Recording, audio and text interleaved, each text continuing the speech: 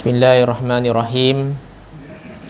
Assalamualaikum warahmatullahi wabarakatuh. Alhamdulillahi rabbil alamin.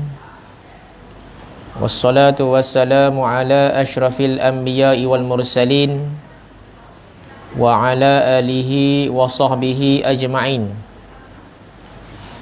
Subhanaka la ilma lana illa ma 'allamtana innaka antal alimul hakim. Wala haula wala quwwata illa billahil aliyyil azim. Rabbi shrah li sadri wa yassir li amri wahlul 'uqdatam min lisani yafqahu qawli. Yang saya hormati, lagi dikasihi barisan kepimpinan Surau At-Taqwa 1M Bandar Tasik Kesuma. Yang saya hormati semua jemaah yang hadir malam ni memenuhkan ruang-ruang soft, sehingga kan saya hari ini mendapat soft terakhir. Di hujung belah kiri ada 1 kosong saja tempat, full house. Maghrib tadi saya masuk-masuk, ini sembahyang tarawih ke?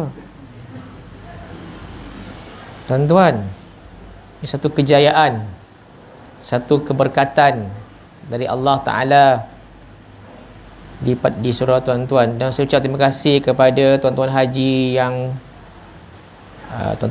yang pencen, yang hadir memakmurkan surau sejak subuh sampai isyak. Pakcik-pakcik yang berumur 60 tahun ke atas, terima kasih banyak di atas kesudian memenuhkan surau ni. Mereka-mereka lah yang berjaya memakmurkan, berbanding mungkin orang-orang muda mungkin kerja. Jadi kita raikanlah mereka, tuan-tuan sekalian, dengan mengadakan kenduri doa kesyukuran kepada mereka setahun sekali kan. Buat makan-makan khas kepada pakcik-pakcik, tuan-tuan haji yang lahir cukup 60 tahun ke atas. Kita raikan malam Jumaat setahun sekali, one off. Raikan mereka ni berjasa kepada surau. Okey. Kalau nak buatlah, saya cuma cadang je. Saya ucap terima kasih sangat kepada mereka. Kat surau saya pun sama, ada 100 lebih orang yang pencen ni, yang memakmurkan surau daripada maghrib, subuh sampai ke isyak. Mereka lah yang duduk dalam pengajian, termasuk muslimah, pakcik, makcik, semua datang. Kita raikanlah. Okey, dengan tajuk doa kesyukuran Yasin dan doa selamat kepada mereka supaya diberikan panjang umur, murah rezeki, yang paling penting kesihatan yang baik kepada mereka-mereka ni. Alhamdulillah, kita bangga dengan ada pakcik-pakcik ni, tuan-tuan haji yang berjaya memakmurkan surau At-Taqwa ni. Baik, tuan-tuan, kita dah masuk di 2024. Semalam saya bagi tahu Ustaz Muhammad, saya masih ada dalam senarai ke? Ada Ustaz. Dia kata gitu. Ustaz datanglah. Okey.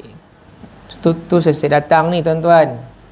Dia kata ada dalam senarai. Okeylah, saya datanglah. Alhamdulillah. Baik, hadis ke-34 tuan-tuan sekalian. Tajuk dia rajin bertanam. Dengar je bertanam, kita pun down. Alah, apa ni kan? Kita bukan bertanam pun. Kita bukan bercuk tanam pun. Tak, ini sunnah yang Nabi sebut dalam hadis. Sunnah yang Nabi sebut dalam hadis tentang orang-orang yang bertanam, bercucuk tanam, berbakti kepada bumi. Ada hadis dia.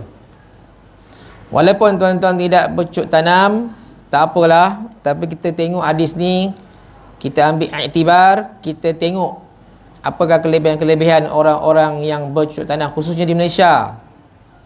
Kita bergantung harap kepada import keluar tuan-tuan sekalian. Betul, tak cukup.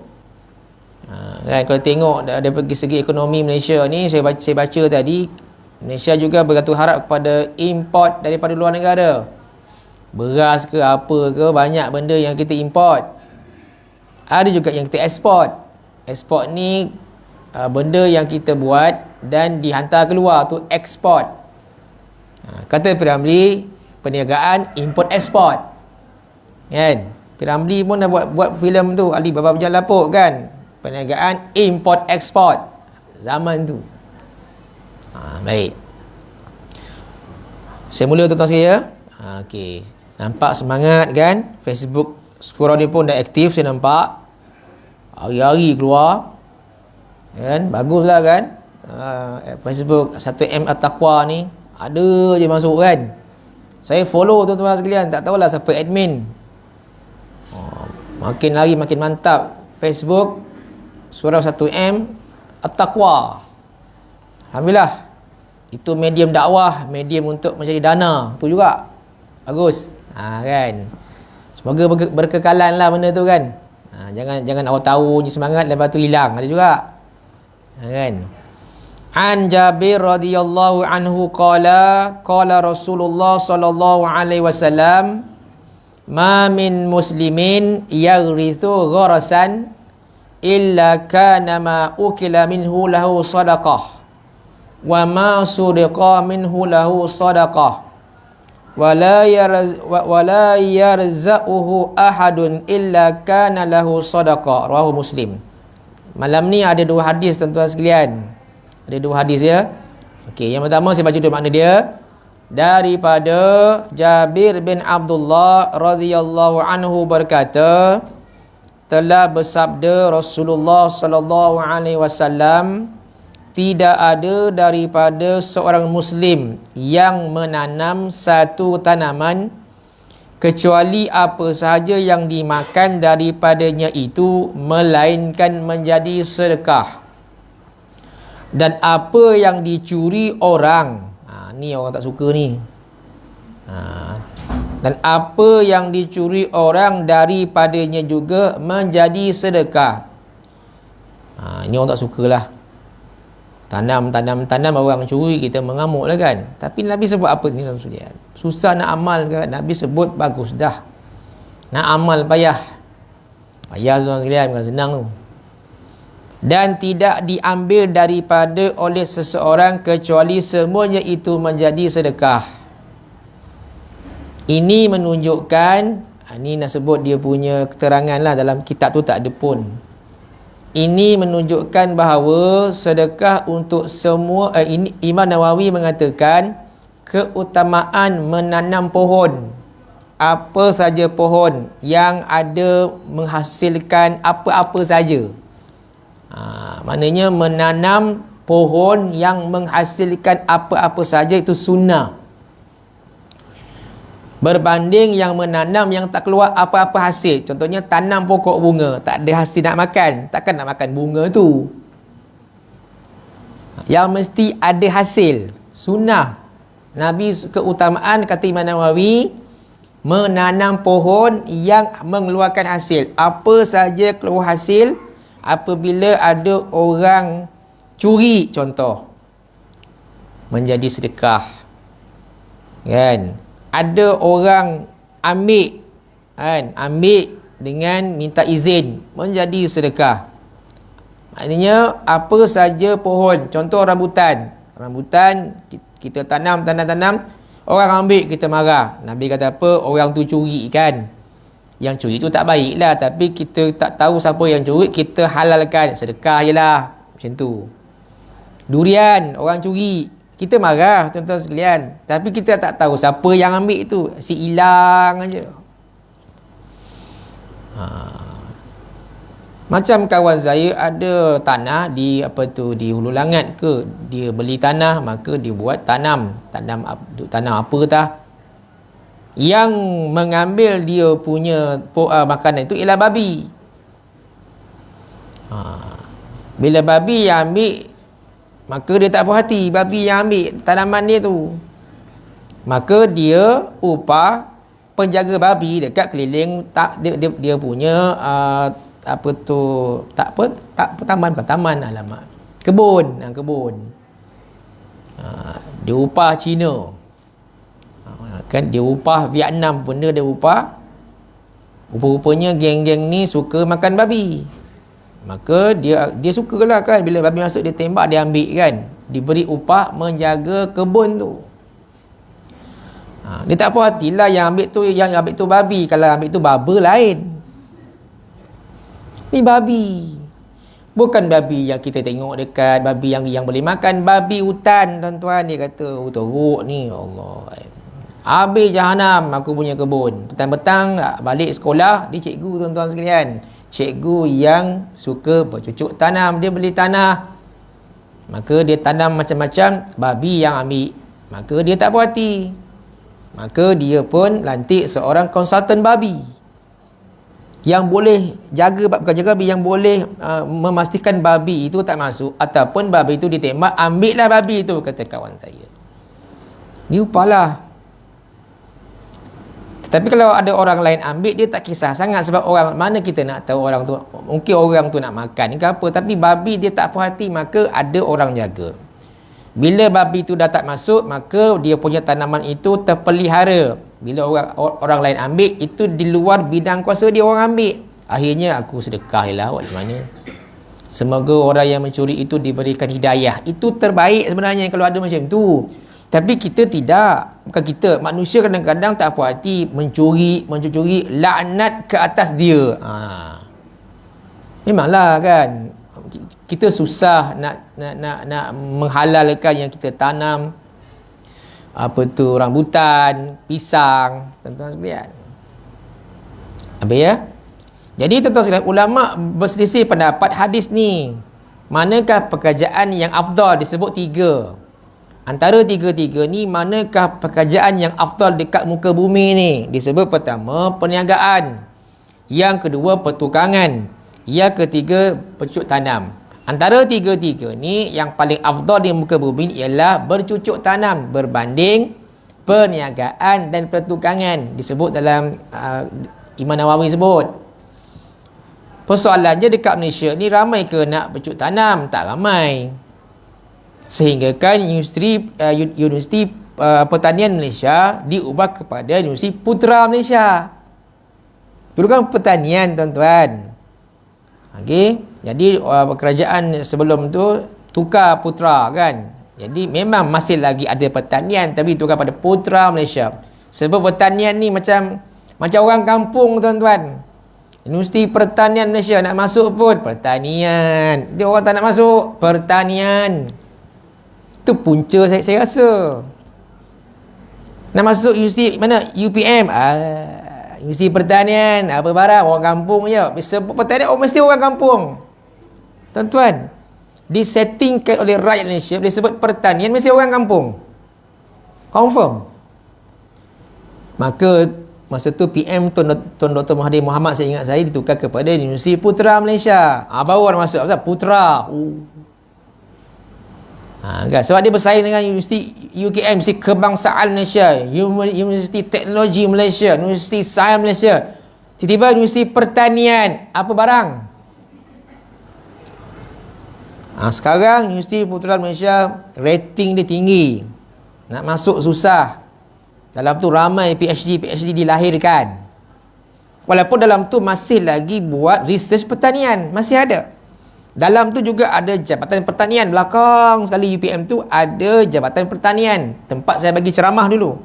Dipanggil, diberi. Tapi tak cerita pasal pertanian saya, tak. Cerita pasal lain lah kan. Pasal agama lah kan. Ingat lagi tu saya dipanggil. Kat mana ni? Kat Jabatan Pertanian UPM. Buat apa nak panggil saya ni? Ceramah lah Ustaz. Saya pergi lah tuan-tuan sekalian. Lama dah. Adalah pengalaman tuan-tuan sekalian kan. Habis tentang itu. Baik. Wa fi riwayatin lahu, pada riwayat yang lain, ada 2 hadis ni tuan-tuan. Pada riwayat yang lain, fala yaghrithul muslimu gharasan fayakulu minhu insanun wala dabbatun wala tayrun illa kana lahu sadaqatan ila yaumil qiyamah. Lagi dahsyat tuan-tuan hadis ni. Adakah kita nak menanam? Kita tak nak tanam tuan-tuan. Kita ni suka kerja dalam aircon. Sampaikan surau terpalit sama. Masjid terpalit sama. Terpaksa masjid dan surau letak aircon. Aircon yang pertama di Malaysia ialah Masjid Bandar Baru Uda 1997. Saya ingat lagi, itulah aircon pertama di Malaysia, Masjid Bandar Baru Uda tahun 97. Saya orang pertama pergi. Uish, masjid ada aircon lah. Ui, lain macam tu. Berjangkit, maka bil pun melambung. Nak bayar. Tapi jemaah seronok, sejuk. Sampai ceramah tidur. Macam mana? Contoh kan? Sebab seronok sembahyang aircon tuan sekalian, betul. Tengok, apabila kita bagi tu, orang tak nak dah kerja-kerja panas-panas ni, kerja dekat apa tu, buat jalan raya, buat premix jalan raya tas apa tu. Ingat yang buat jalan raya tu, ingat India Malaysia tuan sekalian. India sana kuritnya tebal. Orang Melayu Islam tak nak kerja macam tu. Nak aircon, nak pakai tie. Macam saya lah, duduk dalam bilik guru, duduk ada aircon, boleh tidur sekejap kan. Orang panggil cikgu, seronok. Ni panggil Pak Tani. Apa barang? Pak Tani. Tak nak sekalian. Tapi mereka lah yang berjasa kepada Malaysia ni. Pakcik-pakcik tu yang membanting tulang dekat Kedah, dekat Sekincan, dekat Sabak Bernam yang menghasilkan padi itu, mereka berjasa tak didendangkan. Mereka tuan-tuan sekalian. Mereka banyak berjasa, tapi tidak didendangkan sangat. Keluar pagi, balik tengah hari, isteri bawa goreng pisang makan dekat tengah-tengah bendang. Tuan-tuan sekalian, ingat tak peristiwa tu kan? Kan, suami pergi bendang, buat padi, isteri daripada rumah masak nasi, lauk, ikan kering campur dengan telur dadar, campur dengan teh ais 3 layer. Bawa. Kan? Itu telah tinggalkan tuan sekalian, orang tak nak dah. Sekarang ni dah pakai bajak, dah pakai teknologi pusing. Tak ada lah nak pakai kabau-kabau dah, tak ada dah. Dah pakai benda-benda yang dicipta oleh manusia. Baik. Pada riwayat lain bahawa Rasulullah SAW bersabda, tidak menanam oleh seorang Muslim atau suatu tanaman, lalu tanaman itu dimakan oleh manusia atau binatang atau burung. Burung tu toirun, burung. Kita tanam-tanam orang makan, burung pun makan, kecuali semua itu menjadi sedekah baginya sampai kiamat. Kalau kita biarkan kita punya tanaman tembikar itu orang ambil, kita anggap sedekah tuan sekalian, sampai kiamat dianggap sedekah, dan apabila mati seseorang itu, maka kuburnya akan menjadi terang dan luas. Tuan-tuan, kubur kita ni dia ada dua sebab jadi terang tuan sekalian, jadi tenang. Dua je. Pertama tahajud, yang kedua sedekah. Dua ni je. Sehingga kan Allah Ta'ala rakamkan dalam Quran, tuan-tuan sekalian, kalau buka dalam Quran, manusia minta pada Allah Ta'ala nak kembali ke dunia, menyesal, masuk kubur, menyesal, ya Allah. Sebab apa? Tengok orang sebelah, luas kuburnya, terang kuburnya, tenang kuburnya. Allah sebut apa? Kenapa kau nak keluar balik ni? Aku nak bersedekah walaupun RM1. Tuan-tuan sekalian, bukan nak jaga mak ayah, bukan nak semayang tahajud, tak, nak bersedekah. Jadi tuan-tuan, sedekah ni boleh penyebab kubur kita terang. Tak percaya, matilah dulu. Kan? Tu sebab banyak surah buat QR code. Sungguh, letak dekat surah QR code, orang letak QR code dia punya, tampal, jam. Jadi kat surau saya orang menipu tuan sekalian. Kita letak QR code kita punya surau, tetapi ada orang letak QR code dia. Tapi bawah tu tulis surau lah. Menipu tuan-tuan sekalian. Orang nak menipu. Nak dapat duit cepat, letak QR code dekat surau, tampal. Bawah tu surau An-Nur. Power. Jadi saya pergi bank Islam, Dia kata bahaya cik, sebenarnya QR code ni kalau kita tidak dirantaikan QR code itu, kena penjarakan dia cik. Letak rantai, letak solek supaya jangan ada orang tampal kat situ. Suara kami dah kena. Duit tak masuk-masuk bagi akaun orang lain. Skamer munafik tahap 4. Jahat.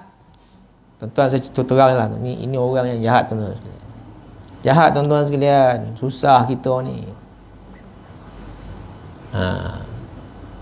Itu belum cerita orang yang memancing kat surau. Aduh. Hari-hari mancing. Dapat RM10, RM10, RM10. Dia pancing letak dalam tabung. Top kan. Dapat RM10. Saya tangkap budak tu. Bapak kau soh depan tau. Kau mesti ingat bapak kau. Tolonglah ustaz, tolonglah. Saya tak jumpa bapak dia. Sampai sekarang saya tak jumpa. Walaupun bapak dia kawan saya juga di taman tu. Anak dia mencuri menggunakan kail umpan buaya. Dia tangkap tuan-tuan sekalian. Tapi saya tidak mengaibkan lah bapak dia. Kata nanti bapak sedih lah anak aku mencuri. Tak, sampai sekarang saya tak lagi tahu bapak dia. Anak dia mencuri. Sebab apa? Kalau duit tak ada lah ustaz. Duit tak ada, bukan ambil duit surau. Kau pergi ambil dekat kelab malam lah duit. Jangan ambil duit surau. Ambillah duit kelab malam ke spot toto. Kau pergi belasah lah situ. Kau ambil duit surau, orang nak makan malam Jumaat, takkan makan mi goreng saja.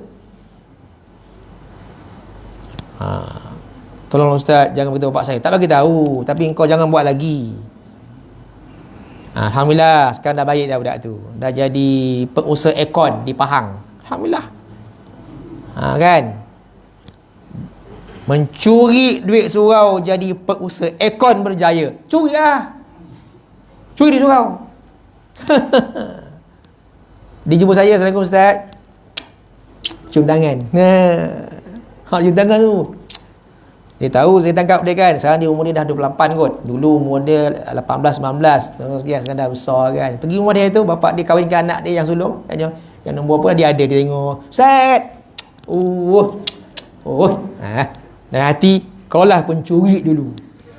Sehingga kau berjaya menjadi pengusaha aircon berjaya di Pahang. Kan? Kita mendoakan kebaikan walaupun dia buat kerja tak baik. Bukan doa kau neraka lah kau. Tak. Jahanam lah hidup kau. Tak boleh macam tu. Kita manusia ni ada masa dia punya wayar dia putus. Fuse dia rosak. Hai. Tuan-tuan ya. Jadi tuan-tuan, kalau tuan-tuan ada tanah, berbudilah pada tanah. Yang pencen ni kan, ada duit 200,000 tu beli tanah. Bercucuk tanam. Kawan saya tuan-tuan sekalian, dia letak jawatan usaha surau. Saya pujuk balik, masuklah balik. Kenapa ni? Aku nak freelance, aku nak bercucuk tanam di Jelebu. Dia beli tanah di Jelebu, nak bercucuk tanam, letak jawatan usaha. Mana saya tak marah. Dia pegang usaha sampai hujung tahun lepas. Lepas tu dia tak ambil lagi jawatan tu. Sekarang dia full time bercucuk tanam di Jelebu. Dia beli tanah kan, tanah yang beli tu ada durian, ada rambutan, ada pulasan. Alhamdulillah. Masuk Facebook, inilah hasilnya. Masuk Facebook selalu. Ustaz nanti free jom pergi makan durian. Bayar ke tak bayar? Saya kata percuma boleh, bayar tak nak. Okey. Saya macam tu je dengan kawan ni, macam tu je kan. Kalau bayar aku tak pergi, kalau free boleh. Ustaz ni nak free aja. Bengkok lah kawan-kawan. Sekali aja, one off. Okey. Dan kawan tak apa. Kalau tak kawan tak boleh. Dengan kawan-kawan tak apa. Dengan orang lain yang tak faham kawan ni, kan dia pelempang kita pula. Tak payahlah. Okey, keterangan ni panjang saya baca ya. Masa tinggal lagi berapa minit tu, jam tu tak betul tu. Aduh, hai. Jam tu cepat sangat tu. Cepat 5 minit. Bertani adalah salah satu di antara usaha yang mudah dilaksanakan oleh setiap orang. Berjasa kepada bumi ini sangat banyak memberikan pulangan. Dengan sedikit modal, sudah boleh aktiviti dijalankan. Modal sikit je. Okey.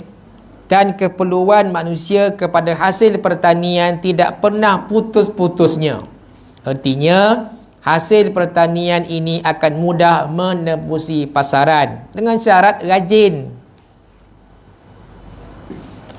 Saya suka cakap pasal padi, tuan-tuan sekalian. Padi ni adalah benda penting pada negara yang bila kita mengeksport beras keluar, maka beras Malaysia sepatutnya murah.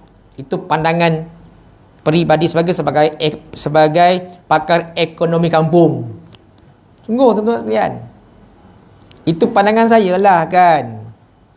Beras yang diimport pastilah mahal sebab kita ambil daripada luar dengan tukaran duit yang berbeza. Tu yang jadi mahal. Okey, itu sebabnya Kedah menghasilkan beras yang banyak. Di Selangor pun ada. Saya pergi Sekincan hari tu 3 hari 2 malam, duduk dekat sebelah padi, saya pergi. Ya, rumah ajak, jom bang kita pergi jalan-jalan kat Sekincan. Sekincan bosan lah, pergi je lah pergi Sekincan, tuan-tuan sekalian. Bawa pergi Sekincan lah pula. Tuan-tuan, dahsyat tuan-tuan sekalian. Sekincan, Sabak, Benam, Sungai Besar, tuan-tuan sekalian. Padi saja bagus.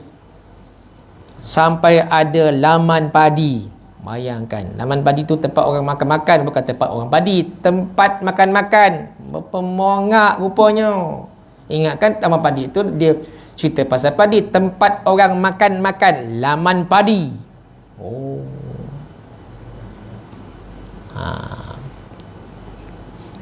KDNK Malaysia ni bergantung dengan hasil pertanian juga. Minta maaf tuan sekalian, cerita pasal KDNK ni saya pun bukan pandai semua. Sebut je KDNK. Kalau KDK kipas tahu. Sebab beras ni penting tuan sekalian. Saya pergi Kedah tuan sekalian. Mereka ni menghasilkan bertantan padi tak cukup. Artinya orang Malaysia ni makanan utamanya ialah beras. Dan tanya budak apa padi tak tahu. Tanya beras baru tahu. Budak hari ni tak tahu padi, tak tahu. Tak tahu padi. Tahu padi tak? Tak tahu. Tak pernah tengok padi. Entah budak sekarang tak tahu. Sebab mereka tak tengok padi, tahu tengok beras. Kita belajar dulu daripada padi sampai ke beras. Budak sekarang tahu beras je. Tanyalah anak-anak kita. Tahu padi? Padi? Saya dah tanya budak-budak kat sekolah. Padi tak tahu. Beras tahu. Asal beras ialah padi. Sebab kita, oh. Tuan-tuan sekalian. Okey. Yang kedua, gandum tuan-tuan sekalian. Tuan-tuan, saya sebut pada malam ini, gandum yang ditanam oleh orang-orang tua dulu bersih dan suci. Itu sebab gandum bila dibuat tepung, dia suci. Sebab dia punya kadar keracunannya kurang. Sekarang apabila orang tanam gandum, maka banyak haiwan perosak. Bila banyak haiwan perosak, maka menghalang haiwan perosak menggunakan racun rumpai atau racun-racun untuk disembur dekat gandum tu. Itu sebab doktor-doktor bagi tahu ada benda-benda yang terlibat dengan gandum diminta jangan makan banyak. Antaranya roti putih. Kita tengok, buka dalam internet, antara perkara-perkara yang mesti dielakkan makan, roti putih. Yang kedua, roti canai. Oh, sudah. Sebab gandum yang ada sekarang itu kebanyakannya ada gluten. Gluten tu tonton buka media sosial, type apa tu gluten. Susah nak terang tu. Gluten tu penyebab bila masuk dalam badan maka kesihatan terjejas. Gandum tu. Gandum sekarang tercemar sebab dia telah ditanam, keluasan ekarnya besar. Maka diganggu oleh haiwan perosak, antaranya belalang. Tuan-tuan jangan anggap saya pandai benda ni. Saya baca sikit-sikit je tuan-tuan sekalian. Tahulah sikit-sikit gluten, MSG, tahulah sikit-sikit. Kan saya baca, patutlah roti putih, roti canai, batu tepung-tepung yang menggunakan masak pisang goreng pisang itu. Saya kata boleh makan tapi jangan makan skala yang banyak, mesti portion yang sikit. Betul tak? Kan? Dulu gandum yang ditanam oleh pakcik-pakcik itu dulu bersih tuan-tuan sekalian. Dulu zaman tu memang bersih. Tak ada gangguan daripada belalang ke benda ke tak ada. Sekarang dah ada gangguan, maka takkan nak tangkap seekor tangkap. Kau jangan belalang. Maka menggunakan tu. Tu kena pada gandum tu. Tuan-tuan tak percaya, tak tahulah, saya cuma bagi tahu tuan-tuan sekalian. Roti putih, saya dulu makan roti putih juga, sihat je. Memang roti dulu putih yang ban yang tak ada label tu kita makan sedap. Roti ban putih lama kita makan. Mana ada cok gardenia pun tak ada, sedap je tuan-tuan sekalian. Cuma kilang yang buat roti ban saya pergi ziarah tuan-tuan sekalian, orang tu uli guna tangan, lepas tu ingus uli balik. Saya kata macam mana ni patut lembut roti tu. Saya masuk kilang tu, mana ada pakai mesin, pakai tangan. Zaman 80-an saya masuk kilang tu. Kilang tu kat Semunyih. Guna tangan tuan-tuan, ya Allah. Lepas tu terberasa tu, lepas tu uli balik. Hai, saya kata patut roti tu lembut tuan-tuan. Saya nampak sendiri tuan-tuan. Alamak, roti memang lembut tuan-tuan sekalian. Yang orang viral pijak-pijak kaki itu kita tak nak sebutkan. Kalau betul tu itu satu kesilapan besar lah. Pijak guna kaki, tak patutlah kan. Topung yang diuli tu tak boleh guna tangan, guna kaki. Pap. Duduk kat buntut lah pula. Tuan-tuan pergi kilang Ramly Burger. Tu terbaik tuan-tuan sekalian. Kilang Ramly Burger kan. Kilat. Memang kebersihan ni dia utamakan. Dahsyat. Kalau ayam memang tak campur. Kalau ayam tu tuan-tuan sekalian, daging dia tak campur, tulang campur tak campur. Memang dia asing habis. Jaga kesucian, jaga kemurnian. Zaitun. Contoh kan, tanpa was-was. Ramly Burger tu. Sebab ada pihak pergi ziarah kilang dia. TikTok. Tu sebabnya ada ditulis kat situ GMP kan. GMP, lepas tu apa benda lah, SMP rumah je lain kan. Macam-macam. Okey tuan-tuan ya. Baik. Selain dari itu, menanam suatu pohon itu sudah mendapat pahala walaupun hasilnya masih belum dapat dinikmati oleh yang bertanam. Contoh, surau saya sekarang sedang tanam 25 pokok durian. Dipanggil saya merasmikan tanaman itu. Ustaz free bila? Isnin. Bila Isnin? Lepas asar pun saya dipanggil merasmikan menanam benih durian dekat tempat yang ditetapkan. Saya pergi. Kenapa saya dijemput? Sebab saya pengurusi surau. Kalau tak pengurusi surau, mampu tak jemput. Saya pergilah tuan-tuan sekalian, ambil gambar semua. Dia kata, bang, ini agak-agak ni bila boleh tanam hasil? Kalau kita tak mati, dia naik. Kalau dia mati, kita makan. Macam tu pula. Dua je ustaz, sama ada dia naik dulu ataupun kita mati dulu. Kita hidup, dia mati. Dua je ustaz. Antara dua tu ustaz pilih lah. Payah dia bang. Ada dua pakcik pencen dah umur 60-an tuan-tuan sekalian. Setiap potang siram dengan air. Ada 25 tepi tu, sebab surau tu 3 ekar punya keluasan. Jadinya suku ekar tu tanam durian. Sebelum tu tanam sukun dah diambil oleh jemaah surau. Tanam nenas dah ambil jemaah dah. Tanam pisang dah ambil jemaah. Tanam kailan, tanam bayam, tanam kangkung, semua diambil. Tanam kacang. Belakang surau tu ada luas setengah ekar lagi. Ada seorang lagi pakcik tua yang mengusahakan tanaman di belakang surau. Semua rakyat di Pelangi Semenyih boleh ambil saja. Saya setiap bulan dia hantar ke rumah saya. Saya tak minta pun, Ustaz. Tintin. Apa ni bang? Ni hasil tanaman ni kat belakang tu apa dia? Kacang. Besar sekalian. Kita tak minta tuan-tuan sekalian dia hantar, tuan-tuan sekalian.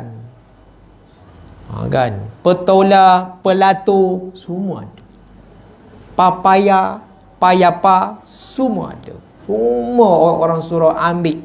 Sekarang ni mereka mengusahakan, ada 2 lagi pakcik tua ni, dia ambil apa tu, baja daripada Johor yang power punya, memastikan pokok tu ni akan naik. Dia ada kaedah dia, kaedah terkini yang dia buat research macam mana durian boleh naik 3 tahun naik.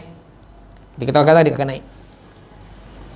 Berbudi kepada tanah, sebab ada 3 ekar bolehlah buat. Macam surau ni ekarnya tak ada. Tak ada tuan-tuan sekalian. Jadi tak boleh nak buat apalah. Alhamdulillah tu. Seronok lah. Ada seorang pakcik tu dia askar polis pencen, tuan ada pencen, dia usahakan tanah dekat Ulu Langat. Okey, dia fokus kepada pucuk paku. Memang pakcik tu pakcik pucuk paku saya panggil. Sebab dia mengusahakan pucuk paku. Dia punya kebun dia pucuk paku sahaja dengan bunga kantan. Baik. Setiap bulan dia akan mesej, "Ustaz, nak pucuk paku?" "Nak." Okey, dia bagi saya bukan 1 kilo, 1 pemeluk, tahu tak? Tu dah. Nah Ustaz, ya Allah, banyaknya Ustaz ambil fresh ni. Setiap bulan dia hantar ke rumah saya. Dengan bunga kantan sekali. Saya bukan nak buat laksa setiap hari bang. Ustaz ambil ialah fresh. Tuan-tuan, baiknya tuan-tuan sekalian. Itulah hasil dia tanam. Selebihnya dia bagi jiran-jiran.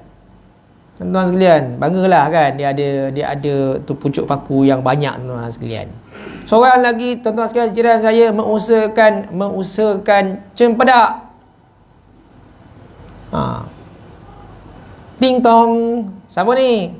Zul. Ni Ustaz. Saya baru ambil daripada kebun ni. Apa ni? Cempedak. Pengusaha cempedak. Allah. Rezeki lah tuan sekalian, orang hantar rumah kan. Kita bukan nak pun kan. Itu belum orang hantar musang king kat saya. Tintin, apa ni? Musang king Ustaz, siapa hantar? Ada orang hantar. Hantar.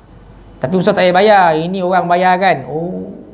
Kenapa pula bagi saya? Ustaz kan masuk status nak musang king. Jadi orang baca Ustaz, status Ustaz tu.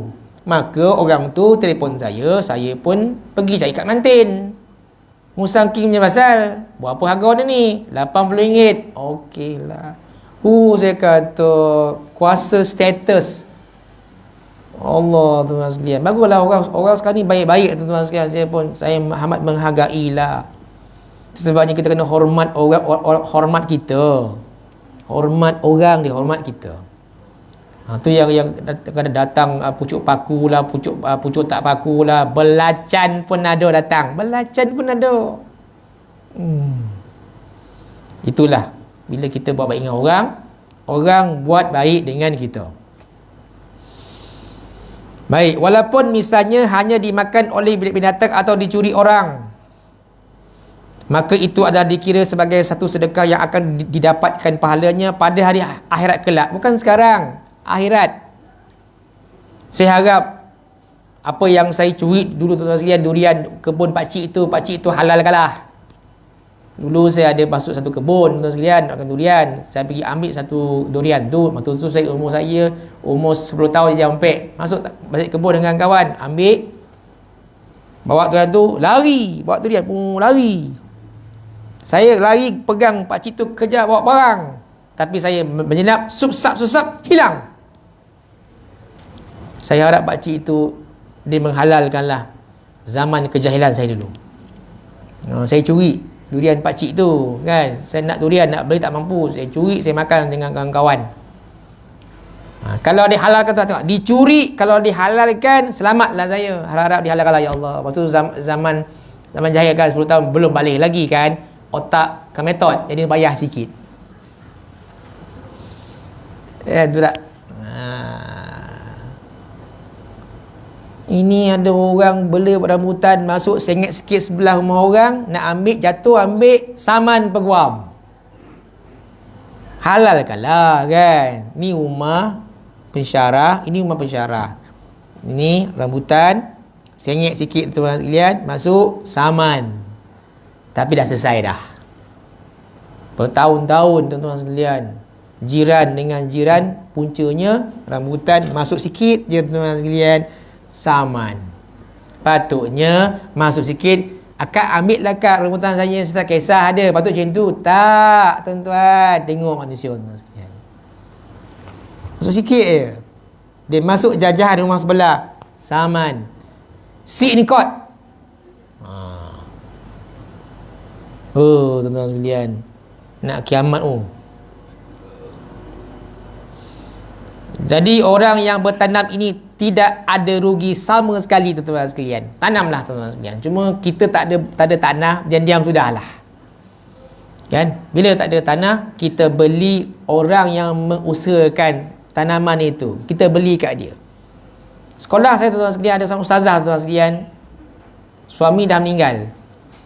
Dia bercucuk tanam dekat belakang surau. Hasilnya dia jual dekat cikgu-cikgu. Bayam, kailan, kangkung. Dia buat dengan murid. Rajin ustazah ni. Kan? Jumpa saya je, ustaz, bila ustaz nak carikan jodoh saya? Lah. Saya bukan cari macam itu.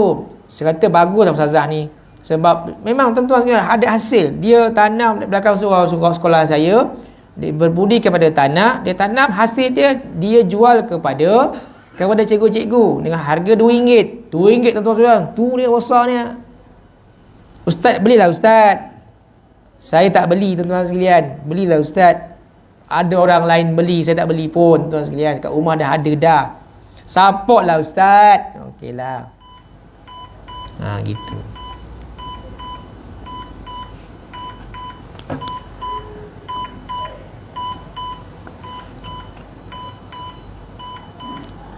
Tu suruh berhenti kan. Okeylah. Okey tuan sekalian, last sekali saya kena habiskan juga. Dan kalau kita fikirkan buah-buahan yang kita makan hari ini, maka kebanyakan bukan dari pohon yang kita tanam, tetapi adalah hasil dari apa yang telah ditanam oleh orang tua-tua kita dahulu. Tuan-tuan, cuba bayangkan pohon manggis yang ada di belakang rumah kita, yang mungkin telah berumur 70 tahun atau lebih, sudah berapa banyak menghasilkan buah. Maka artinya sudah berapa banyak pahala yang telah didapatkan oleh orang menanamnya dahulu. Untunglah sekolah agama Pekan Semenyih ada pokok bacang. Pokok bacang tu sampai sekarang ada tuan sekalian. Budak-budak akan baling kayu ambil. Sampai sekarang pokok bacang itu ada. Pokok bacang dan pokok quinine, dua buah yang tersedap di dunia. Quinine, bacang. Kalau letak dalam nasi lemak, Allahu Akbar. Dekat sekolah agama sebelah sekolah Semenyih tu, belakang tu ada pohon bacang yang ditanam oleh seseorang. Bayangkan dah 100 tahun dah pohon bacang tu. Kan? Pahala kepada orang yang tanam tu. Last sekali, oleh kerana itu, janganlah kita segan bertanam. Kerana hasil pertanian itu bukan hanya sekadar memberi pulangan di dunia ini, bahkan juga sebagai amal jariah yang kita akan mendapat pahalanya selama pohon yang kita tanam itu masih menghasilkan buahnya. Wallahu a'lam. Apa rumusan dia? Tuan-tuan yang ada tanah kat kampung, tak pencen, usahakanlah. Yang tak ada tanah, ada duit, beli tanah. Tak ada duit, tak ada apa, tak payah beli apa-apa. Belilah buah yang orang menghasilkan tanaman itu. Kita sedekah kepada surau dan masjid. Bila hari Jumaat, kita beli anggur, letak dekat tempat orang sembahyang Jumaat. Bawa ada kelas, kan? InsyaAllah. Wallahu alam. Kita sambung bulan depan. Di bawah tajuk berlaku adil bila jadi pemimpin. Ni tajuk yang hadis ke-35. Nabi pesan berlaku adil bila jadi pemimpin. Bukan pemimpin negara je, pemimpin semua peringkat. Okey? Ni preview nama dia supaya kita tahu. Assalamualaikum warahmatullahi wabarakatuh.